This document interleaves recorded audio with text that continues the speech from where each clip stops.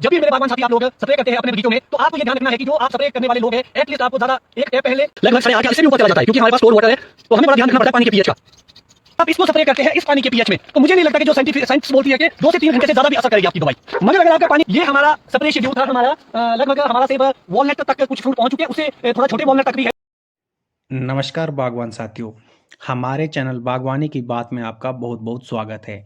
आज की वीडियो में हम बात करेंगे वाटर पीएच की। वाटर पीएच को किस तरह से मेंटेन किया जाता है, वाटर पीएच अगर ज़्यादा या कम हो जाए तो उसे किस तरह से स्थिर करना है, और साथ ही बात करेंगे वॉलनट से पहले जब तक फ्रूट में सेल डिवीज़न का कार्य चलता है तो उस टाइम कौन से छिड़काव करने चाहिए। तो इन्हीं महत्वपूर्ण विषयों पर हमें अपने अनुभव साझा कर रहे हैं युवाओं के चहेते प्रगतिशील बागवान श्रीमान डिंपल पांचटा जी। तो वीडियो को पूरा देखें।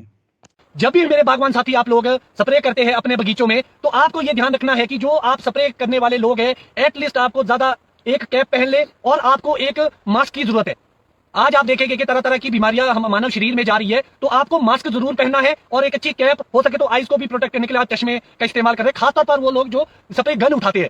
अदरवाइज मेरा काम तो मशीन के पास रहता है, फिर भी हम मास्क के साथ अपनी सेफ्टी रखते हैं, क्योंकि अभी किसी भी तरह का इंसेक्टिसाइड वगैरह तो अब हमने छोड़ ही दिया है, नहीं तो हम एटलीस्ट ग्लव्स तक भी इस्तेमाल कर सकते हैं। अपनी सेफ्टी जरूर रखें, और जो स्प्रे करने वाला बागवान है वो पूरा अपना रेन कोट पहनकर स्प्रे करे। ये हमारी आज का एक संदेश था आप लोगों के लिए। अब हम शुरू करते हैं।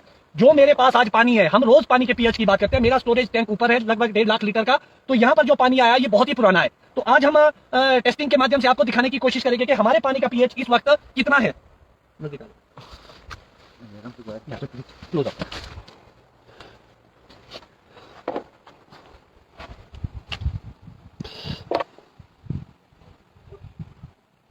आप देखिए हमारे पानी का पीएच 7.8 अभी चढ़ रहा है, 7.9, 8 हो गया है, 8.1, 8.2, 8.4। मैंने आपको बहुत बार बोला था कि मेरे अपना पानी का पीएच लगभग 8.5 या इससे भी ऊपर चला जाता है, क्योंकि हमारे पास स्टोर्ड वाटर है, तो हमें बड़ा ध्यान रखना पड़ता है पानी के पीएच का। 8.6, 8.7,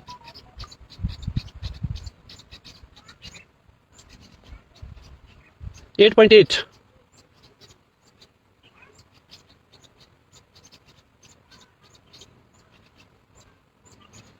और अब मुझे लग रहा है कि ये स्टेबल हो चुका है 8.8 पर। और जो हमारा पानी का टेम्परेचर है वो 12.8 है। मैंने आपको पहले भी बताया था कि अगर आप बहुत ही ठंडा पानी इस्तेमाल करेंगे फिर भी दवाई काम कम करेगी, और पानी का पीएच अगर बहुत हाई होगा फिर भी आपकी दवाई कम करेगी, और अगर पानी का टेम्परेचर 25 से ऊपर चला जाता है फिर भी आपका कम रहेगा दवाई का असर। अब जो ये टेम्परेचर पीएच है हमारा, और ये लगभग 9 पहुंच चुका है। आप खुद सोचिए 9 पीएच में अगर हम 2 घड़ी के लिए,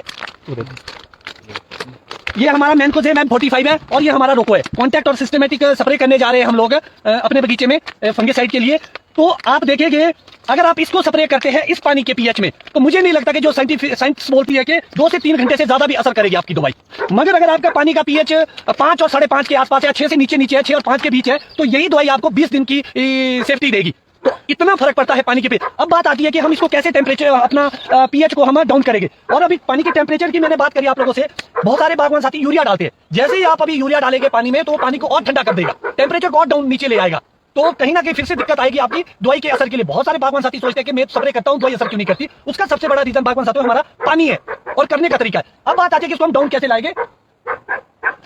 इसको डाउन करने के लिए हम, जो अमूमन मैं बोलता हूं, जो इस्तेमाल मैं करता हूं, जो अभी समय आ चुका है, इस साल हम थोड़े से लेट है स्प्रे के लिए, क्योंकि हमें समय नहीं मिला स्प्रे करने का।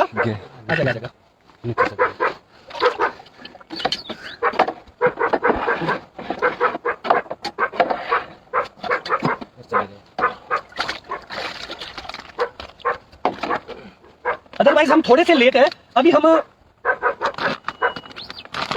इसमें हम फ्रूट न्यूट्रीवेंट का जो आईसीएल का आता है 12-5-27 विद 8% कैल्शियम ऑक्साइड, इसको हम पानी में ऐड करेंगे।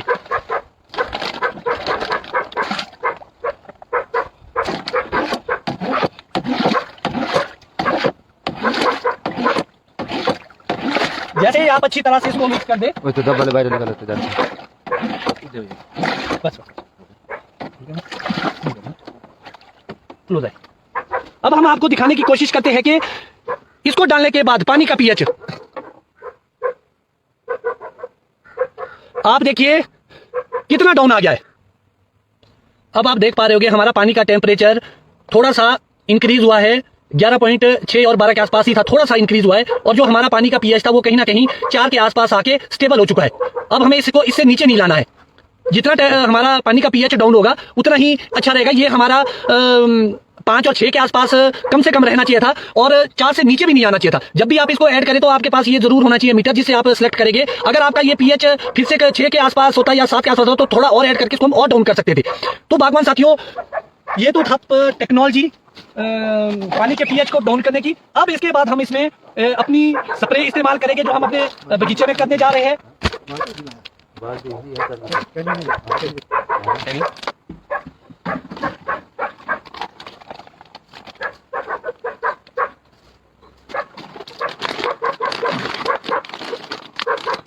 और इसके लिए हम ये हमारी फंगिसाइड होगी। दूसरे बर्तन में हम अमेज एक्सेल का इस्तेमाल कर रहे हैं।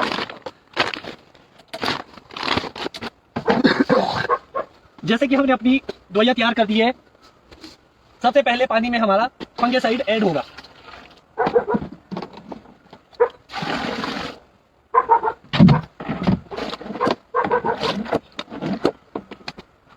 उसके बाद हमने जो 400 ml के हिसाब से अमेज एक्सेल ऐड किया है, क्योंकि ये नेचुरल है, ऑर्गेनिक है और किसी भी मॉलिक्यूल के साथ ये आपके मिक्स हो जाएगा। इसकी सबसे बढ़िया खूबी ये है कि ये किसी के साथ भी मिक्स हो जाएगा।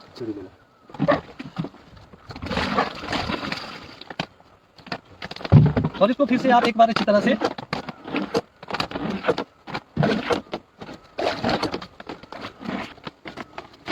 बागवान साथियों, आप जब बगीचे में घूमेंगे आपको अपने कुछ पत्ते कुछ ऐसे भी दिखेंगे।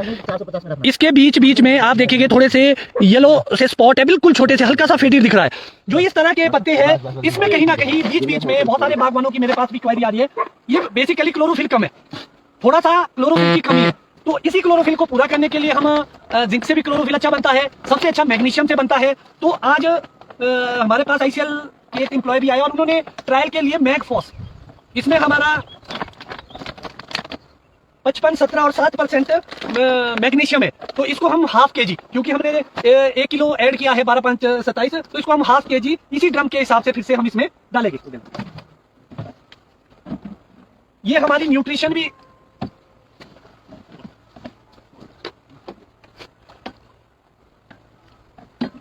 हमारे इस ड्रम में फंगिसाइड ऐड हुई है, न्यूट्रिशन ऐड हुई है और साथ ही साथ सीवीड, लगभग 3 तरह की चीजें हमने इसमें एक ड्रम में ऐड की है। और बहुत सारे लोग इंसेक्टिसाइड की ओर जाते हैं। मैं आज भी आपसे हाथ जोड़ के प्रार्थना करता हूं कि इंसेक्टिसाइड का इस्तेमाल बंद करें, या तो बहुत कम करें, जब बहुत जरूरत हो तभी करें। आप नीम बेस्ड ऑर्गेनिक ऐसी चीजों का इस्तेमाल कर सकते हैं। गौमूत्र का इस्तेमाल आप लोग कर सकते हैं इंसेक्ट को दूर रखने के लिए, या तरह तरह की चीजें बनती है नेचुरल फार्मिंग में, उसमें आप दूर कर सकते हैं। तो जो सबसे बड़ा रोल रहेगा अमेज एक्सेल की ओर, क्या पूरा शेड्यूल इस साल फॉलो करने के पीछे का रीजन है, मैंने आपसे पहले भी शेयर किया था कि नॉनी यूनिवर्सिटी के अंदर जब हमने रिसर्च काउंसिलिंग में इसके रिजल्ट्स देखे कलर पे, तो इस कलर को देखने के लिए हमने इसके पूरा शेड्यूल फॉलो किया है। और सेब तुरान से पहले भी हम इसका एक 400 ml का डोज फिर से अपने ऑर्चर्ड में स्प्रे करेंगे और आप लोगों से साझा करेंगे कि कितना फर्क हमारी प्रैक्टिस में पड़ा। इसके साथ साथ मैंने अपने बगीचे में सॉइल के लिए सीवीड भी मंगवाया है, इसी का बायोस्टैट का ही है, तो उसको भी हम साझा करेंगे। क्योंकि जिन लोगों के पास गोबर की कमी है, या ह्यूमिडिटी आपके ऑर्गेनिक मटेरियल की कमी है, या आपके सॉइल स्ट्रक्चर को इंप्रूव करना है, तो उसके लिए सबसे बेहतर हमारे सीवीड होते हैं। और इसको सिलेक्ट करने के पीछे का मेरा रीजन, मेरे पास बहुत सारे ऑप्शन थे क्योंकि ये नॉर्वे का है और इसके वीडियो भी मैं आप लोगों से बहुत ही जल्द साझा करूंगा। जाओ बेटा, ये हमारा स्प्रे शेड्यूल था। हमारा लगभग हमारा सेब वॉलनट तक कुछ फ्रूट पहुंच चुके हैं, उससे थोड़ा छोटे वॉलनट तक भी है। वेदर की वजह से हम थोड़े डिले हो चुके हैं, अदरवाइज हमारा शेड्यूल थोड़ा अर्ली होता। स्प्रे में हम लेट है, हम पेटल फॉल की स्प्रे करने में ही लेट हो गए थे, मौका नहीं मिला। और ये जो स्प्रे है ये हमारे वॉलनट के आसपास हम मिक्सचर इसलिए डाल रहे हैं कॉन्टैक्ट और सिस्टमेटिक का, क्योंकि आप देखेंगे मौसम साफ हो गया, आज गर्मी फील हो रही है, तो इसका मतलब अब ह्यूमिडिटी बढ़ेगी। जब ह्यूमिडिटी बढ़ेगी, जो आपके स्कैब के या फंगस के स्पोर्स, अल्टरनेरिया, मार्सोनिना के अल्टरनेरिया कहीं कहीं हमारे को आइडेंटिफाई हो चुका है ऑर्चर्ड में, तो उसको कंट्रोल करने के लिए हमारे को सिस्टमेटिक और कॉन्टैक्ट की आवश्यकता है। सिस्टमेटिक फंगिसाइड पत्तों के सिस्टम में जाके फंगस को किल करेगी, और जो कॉन्टैक्ट है हमारा M45 जो हम डाल रहे हैं वो ऊपर से लेयर बना देगी। और इस जो हमने 12, 5, 27 डाला, इसमें हमने स्टिकर ऐड नहीं किया क्योंकि इसमें ऑलरेडी स्प्रेडर एडिड है।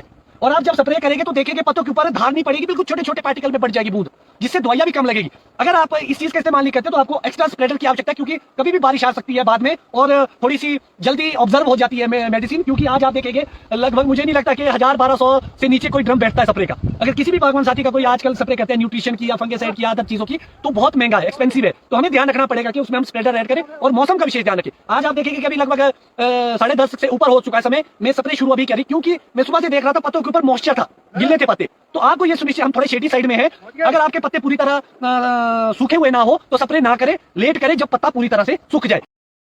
तो बागवान साथियों, आपने देखा कि यदि स्प्रे करते समय हमारे पानी का पीएच मान ज़्यादा हो तो मुश्किल से हमारी दवाइयाँ 2 से 3 घंटे की कवरेज ही पौधों को दे पाती है। तो श्रीमान डिम्पल पांचटा जी ने बहुत अच्छे से समझाया कि हम कैसे अपने पानी का पीएच मान स्थिर कर सकते हैं। आशा है आज के वीडियो से आपको बहुत अच्छी जानकारी प्राप्त हुई होगी।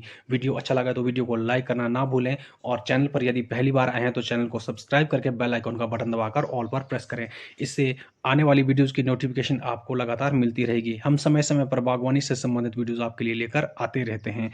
आपसे मुलाकात होगी अगले वीडियो में, तब तक के लिए नमस्कार, जय हिंद।